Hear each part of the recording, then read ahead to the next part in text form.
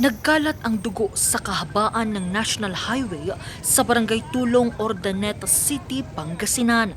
Ito'y sa nangyaring salpukan ng motorsiklo at dump truck noong Sabado, May 2, pasado alas 5 ng hapon. Itong dump truck po ma'am, pinatahak po ang daan papuntang Ordaneta City at nung makarating po siya sa underpass po ng Tiplex, nakasalubong po niya ang isang motorsiklo. Dahil sa salpukan, pumailalim sa truck ang 23 anyos na lalaking rider hanggang sa magulungan ito. Nakaladkad pa siya hanggang sa mahati ang kanyang katawan. Tumila po naman ang 23 anyos na babaeng angkas ng rider.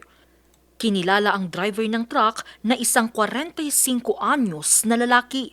Yung driver ng motorsiklo is dead on the spot po ma'am, habang yung background niya po is itinakbo sa ospital. Yung driver po, nahati po yung katawan niya ma'am. Bukod dito, nasunog pa ang harapang bahagi ng truck.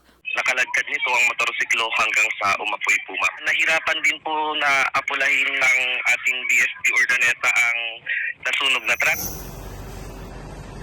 Dinala sa Ordaneta City Police Station ang driver ng truck pero nakalabas din ito kahapon ng umaga matapos makipag-areglo sa pamilya ng biktima.